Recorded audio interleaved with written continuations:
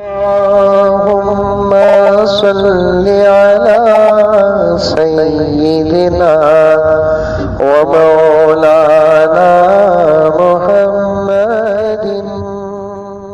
और मैं तो अल्लाह का शुक्र अदा करते हुए अर्ज कर रहा हूं महबूब साहब, मेरी ताकत जो है मैं उसका हक अदा करने की कोशिश सिर्फ इसलिए कर रहा हूं, मुझे अल्लाह के अदालत में बचना है।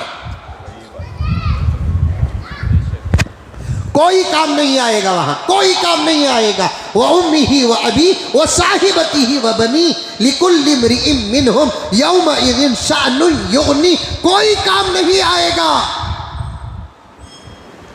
और वो भी ऐसे दौर में चारों तरफ कितने हैं, मुसलमान नरगे में हैं, फिर भी करोड़ों रहमतें नाजिल हो मेरे आका पर। वो एक चेहरा ना होता तो हमारा क्या हाल होता। फिर भी अल्लाह ताला को किसकी दुआ कबूल हो रही है? वो कौन सा मसला है? अल्लाह की मदद नाजिल हो रही है, नाजिल हो रही है। हम इस्लाम को नहीं समझे, लेकिन हमारे दुश्मन इस्लाम को समझ चुके हैं। हम इस्लाम को नहीं समझे, हमारे दुश्मन इस्लाम को समझ चुके हैं। फलस्तीन और इस्राइल का मुआहिदा इस्लाम का प्रचार है। अमेरिका में लगी हुई आग मजलूमियत का इजहार कर रही है।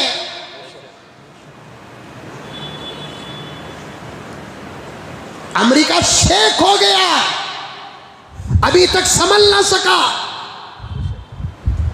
कहां गई अमेरिका की ताकतें? कहां गई इस्राइल की ताकतें?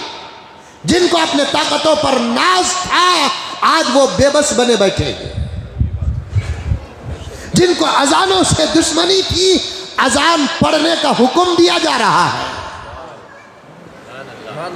जिनको मस्जिदों से एलर्जी थी, आज वो मस्जिदों के लिए जगह अलाट कर रहे हैं और बनाने के लिए ताउन कर रहे हैं।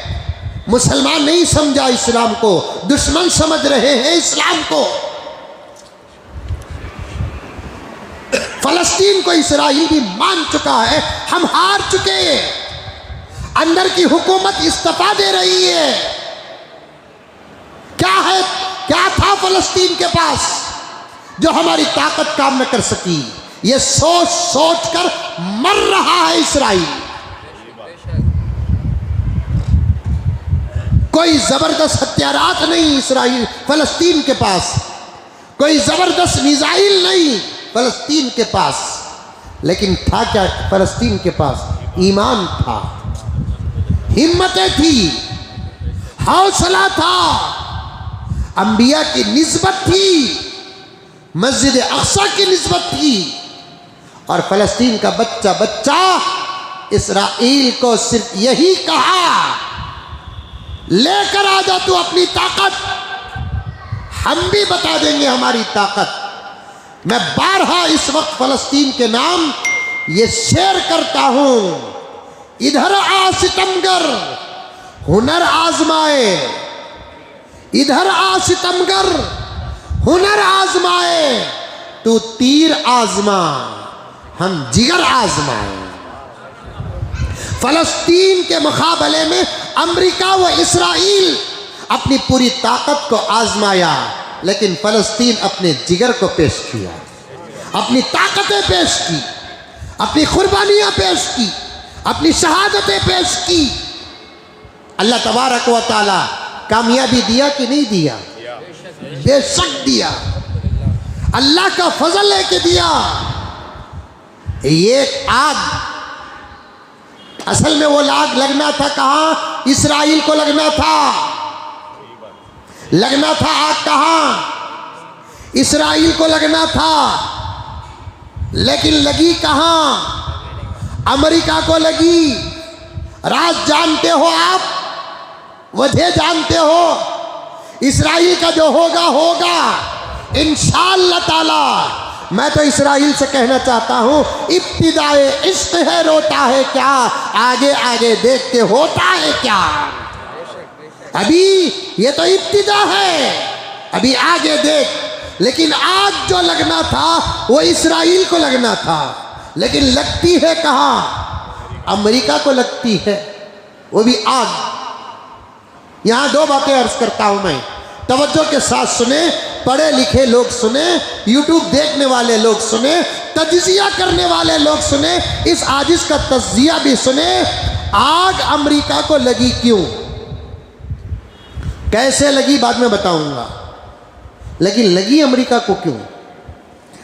दुश्मन फलस्तीन का कौन था मुकाबले में? इस्राइल था। लेकिन लगी आग किसे? अमेरिका को लगी। क्यों? अल्लाह का एक उसूल है, दुश्मनों को सजा बाद में देता है, मुनाफिकों को पहले देता है। दुश्मन इस्राइल था, मुनाफिक अमेरिका था। इधर आता तो फलस्तीन की हमदर्दी पेश करता, उधर जाता तो इस्राइल की पुष्पनाही करता।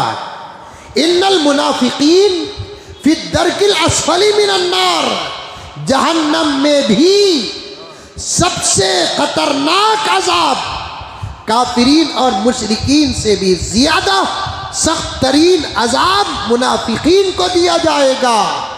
अल्लाह तबारक व तआला इस्राइल से पहले अमेरिका को लगाया, एक चिंगारी थी वो, इसके अलावा और कुछ नहीं। अभी बहुत कुछ होना है, तौबे का दरवाजा खुला है, माफी का दरवाजा खुला है। बदल गए तो बदल गए, वरना देखना इससे बड़े हालात का सामना दुश्मनों को करना पड़ेगा। हमारे अभी आए नहीं, ये तमाम हालात आसार बता रहे हैं हमारे बड़ों के आने का वक्त करीब आ चुका है। आग लगी। जलजले कब आते मालूम हो जाता, तूफान कब आता मालूम हो जाता, आंधियां कब आती मालूम हो जाता, हवा का रुख कब और कैसे और कहां, यह सब मालूम हो जाता था। ऐसी जबरदस्त टेक्नोलॉजी रखने वाले मुमालिक 8 दिन से अब तक ये मालूम कर न सके कि आग लगी कैसे। 8 दिन से ये मालूम कर न सके आग लगी कैसे। और हमारे मुसलमान भी अजीब व्हाट्सएप में, फेसबुक में, इंस्टाग्राम में अमेरिका में आग लगने की वजह मालूम हो गई। मैं भी गौर से देखा, जो हम ना मालूम नहीं इनको कैसा मालूम होगा। का तो एक कोसा की परिंदा है, वो जाते जाते फूंका तो अंगार लग जाती है। अरे इतने बड़े अजाब को एक परिंदे के साथ जोड़ते हुए शर्म नहीं आ रही आपको? इतने बड़े अजाब को एक परिंदे के साथ जोड़ते हुए शर्म नहीं आती? वो कौन सा परिंदा साहब? 1 2 3 हमने भी लाखों दियो।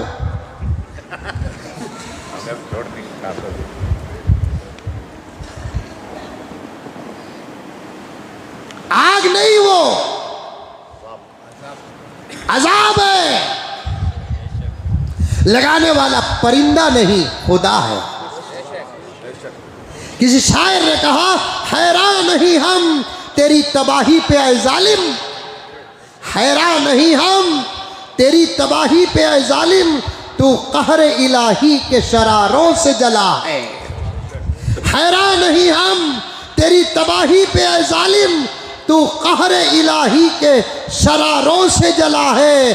तदबीर का पानी तुझे किस तरह बुझाता, तदबीर का पानी तुझे किस तरह बुझाता। तू आग नहीं, तू आग नहीं, आह के शोलों से जला है।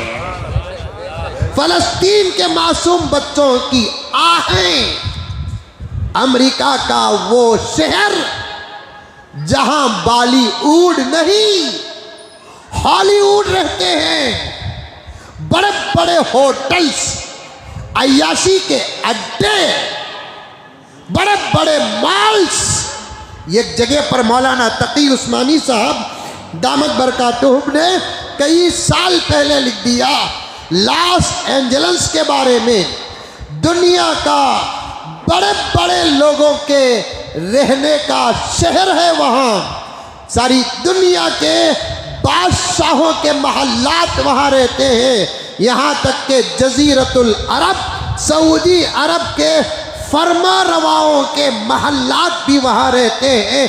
अय्याशी का क्या कहना, बच्चों के सामने वहाँ की अय्याशी को बयान कर दिया जाए, बालिग होने में देर नहीं लगेगी। औलिया के सामने वहाँ की अय्याशी का जिक्र किया जाए तो विलायत को खतरा भी मुमकिन। हराम माल का खर्च अगर देखना है, लॉस एंजल्स जहां के शॉपिंग मॉलों में 10 रुपए की चीज 100 रुपये नहीं, लाख रुपए, 20 रुपए की चीज लाख रुपये नहीं, 1000 रुपये नहीं, लाख रुपये। पूरा मजमून है मेरे पास, मैं तफसील से जा नहीं सकता। ऐसे ऐसे मॉल्स और दुकान और शॉपिंग सेंटर्स जहां पैरों में पहनने वाले सॉक्स की कीमत लाख, 1.5 लाख, 2 लाख रुपए है। टाई की कीमत 3-3, 2-2 लाख रुपए टाई। सूट्स की कीमत, सूटा क्या सूट 12-12 लाख रुपए, 15-15 लाख रुपए का सूट वहां के मालों में। एक ऐसा भी माल है कहते वह था, कहते नहीं था, लॉस एंजल्स है नहीं था।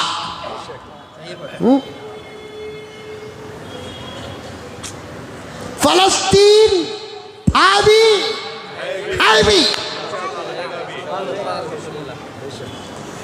जितनी बमबारी फलस्तीन पर हुई, जो जुल्म फलस्तीन पर हुआ, जो तबाही फलस्तीन पर हुई, ये चैलेंज है कि दुनिया के किसी मुल्क पर अगर होता, उस मुल्क का निशान ही हिस्ट्री से खत्म हो जाता।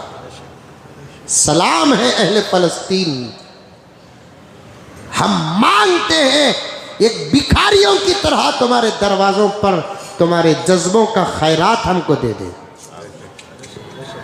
तुम्हारे हौसलों का खैरात हम ही दे।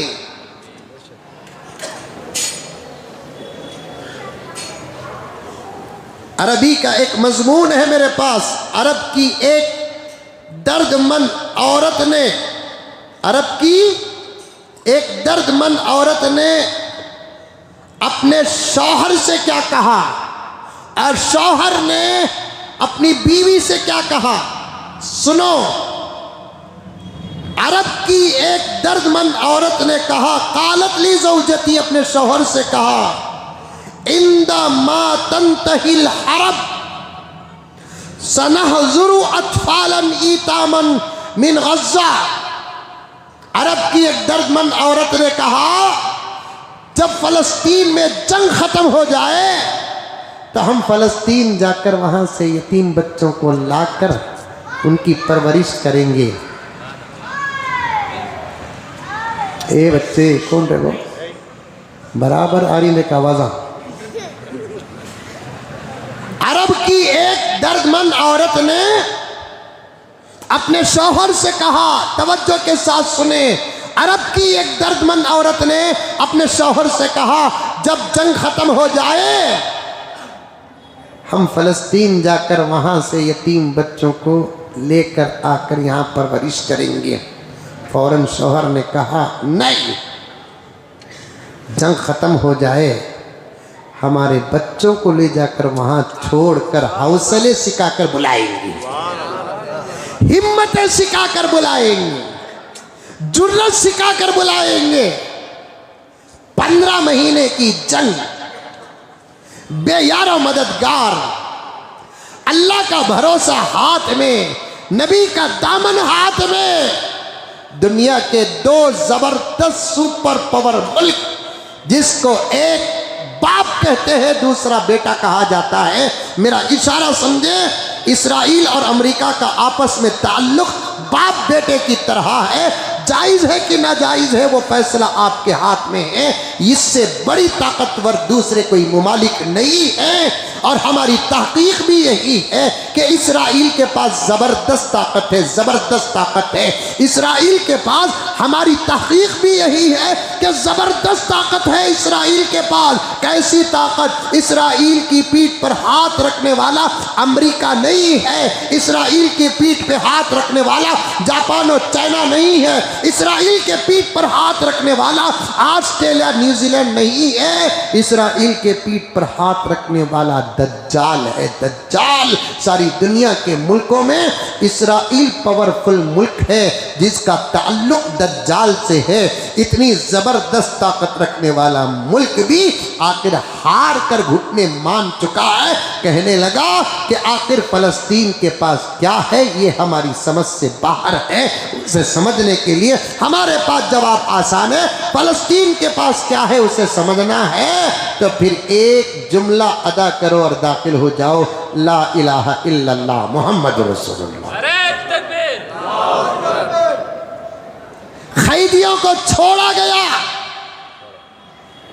फलस्तीन इस्राएली कैदियों को छोड़ा, इस्राइल फलस्तीनी कैदियों को छोड़ा। शर्म आनी चाहिए, दुनिया को शर्म आनी चाहिए, इस्लाम को दहशतगर्द कहने वालों को शर्म आनी चाहिए, मुसलमानों को दहशतगर्द कहने वालों को शर्म आनी चाहिए। इधर से इस्राइल ने फलस्तीनी कैदियों को छोड़ा, उधर से फलस्तीन ने इस्राइली कैदियों को छोड़ा। मीडिया कहाँ है? कहाँ है मीडिया? ये बातों को इजहार क्यों नहीं करती? इधर से इस्राइल ने फलस्तीनी कैदियों को छोड़ा, मर्द और औरत दोनों को, उधर से फलस्तीन ने इस्राइली कैदियों को छोड़ा। इसी पर तो बात तय हुई। इधर जब इस्राइल फलस्तीनी कैदियों को छोड़ा, फलस्तीन को जब कैदी आज़ाद होकर गए, फलस्तीन वालों ने उनका इस्तकबाल किया, पूछा कि कैसे थे, तो साफ साफ उन्होंने कहा मज़ा मा मज़ा, जो हुआ सो हुआ, छोड़ दो। अल्लाह का करम है कि अल्लाह ताला ने रिहाई के फैसले कर दिए। तुम यहाँ रहकर जुल्म सह रहे थे, हम वहाँ रहकर जुल्म सह रहे थे। मज़ा मा मज़ा, तुम यहाँ रहकर जुल्म सह रहे थे, हम वहाँ रहकर जुल्म सह रहे थे। कुर्बानियों में हम तुम बराबर हैं, शहादतों में हम तुम बराबर हैं, सबर में हम तुम बराबर हैं। अल्लाह का करम है, कोई तुम्हारे से वहां गया, कोई हमारे से तुम तक आया। अब मत पूछो हमारे साथ क्या हुआ। फलस्तीनी जब पूछे अपने रिहाशुदा भाई और बहनों को तुम्हारे साथ क्या हुआ, तो हमारे फलस्तीनी भाइयों ने जवाब क्या दिया? मत पूछो। जालिम से, दुश्मन से, इस्राइल से अदब की क्या उम्मीद है, रहम की क्या उम्मीद है, करम की क्या उम्मीद है, अच्छे खाने पीने की क्या उम्मीद है? छोड़ो, अब आगे का देखो। हमारे मुल्क को अब हम फिर से तरक्की करना है। आने वालों ने पूछा, खबर तक नहीं पहुंच रही थी, हमको हमारे घरों की फिक्र नहीं, ये बताओ कि बैतुल मक़दिस का क्या हाल है। सलामत, अल्लाह का फजल। इधर से आने वालों को इधर वाले पूछे, अहले फलस्तीन पूछे, तो जवाब ये आया। अब फलस्तीन से इस्राइली रिहा होकर जब गए तो इस्राइल ने पूछा तुम्हारे साथ क्या सलूक हुआ। तो एक औरत, एक लड़की, मेरे पास तस्वीर है, उसका पूरा रिपोर्ट मेरे पास मौजूद है।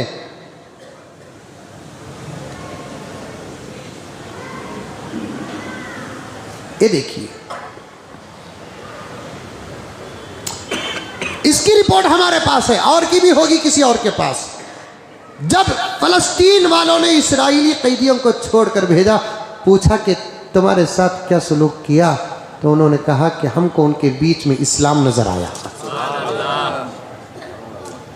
हमारे खाने का ख्याल, हमारे पीने का ख्याल, हमारे सोने का ख्याल, हमारे लिए तसल्ली, कानूनी तौर पर गिरफ्तार तो हमको किया, लेकिन आकर तसल्ली दे रहे थे तुमको कुछ भी फिक्र करने की ज़रूरत नहीं, हमसे तुमको कोई तकलीफ नहीं होगी।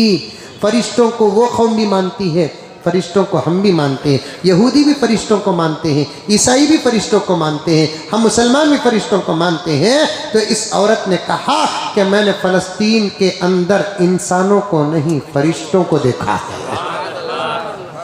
मैंने फ़लस्तीन के अंदर इंसानों को नहीं फरिश्तों को देखा है।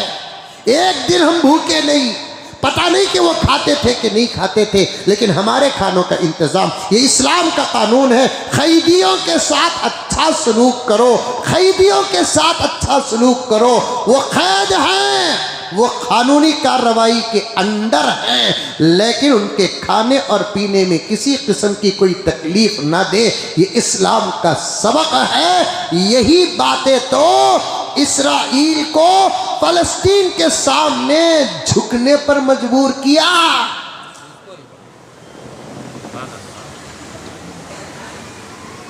झुकने पर मजबूर किया। आग लगी। ऐसा माल भी है लॉस एंजलिस के अंदर, एक बहुत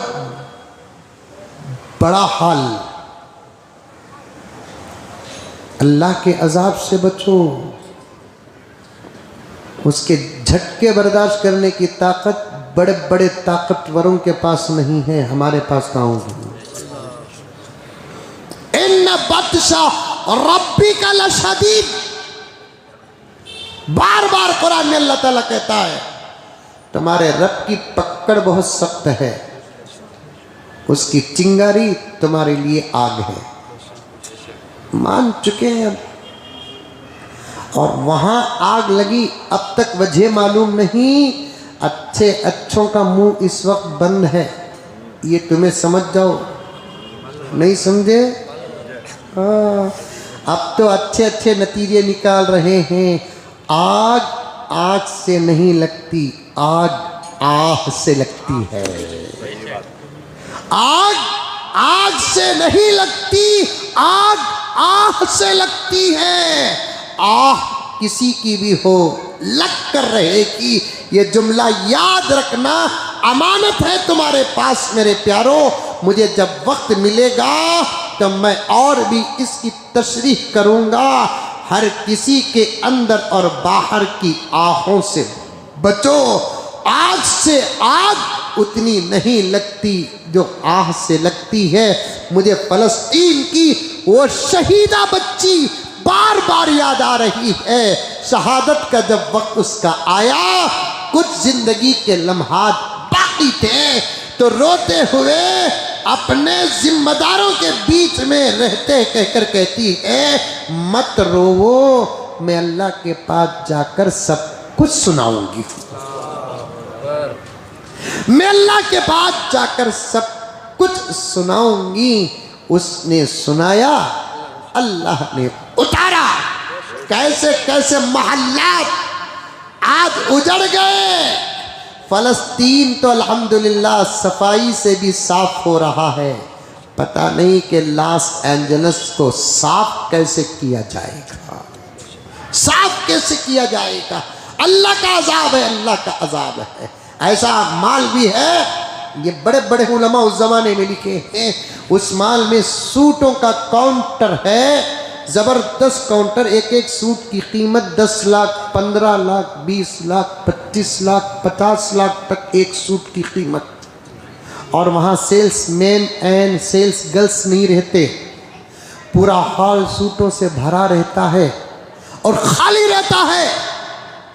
और वहाँ पर अगर किसी को लेना है, उन्हें पहले दिन और टाइम तय करना पड़ेगा, और उसे अंदर लेकर जाने वाला माल का खुद मालिक रहेगा। दोनों ही इस पूरे हॉल में दाखिल होंगे। जाने के बाद सूटों को देखा जाएगा, उसके बाद माल का मालिक लेने वाले के बारे में फैसला करेगा कि ये डिजाइन का सूट, ये कलर का सूट तुम्हारे लिए सूट हो रहा है। उसके बाद वो लेकर बाहर आएगा। महबूब, लिखा है किताब में, लंदन का शहजादा उस माल को जाना चाहा, 6 महीने तक तारीख नहीं मिली।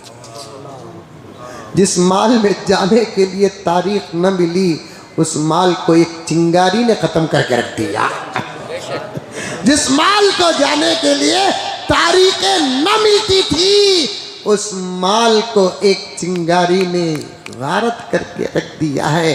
अब तो सारी दुनिया को इस्लाम समझने का वक्त आ चुका है, लेकिन अफसोस के बाहर वाले समझ रहे हैं, अंदर वाले नहीं समझ रहे हैं। वहीं से तो बात गई मेरी, और भी बातें हैं इंशाअल्लाह ताला आइंदा जुमा आपके सामने अर्ज करूँगा। दुआ कीजिए कि अल्लाह तबारक व तआला सारे आलम के हालात को बेहतर से बेहतर बनाए और हमारे मुल्क के हालात को भी बेहतर से बेहतर बनाए, फ़लस्तीन के हालात को और बेहतर बनाए।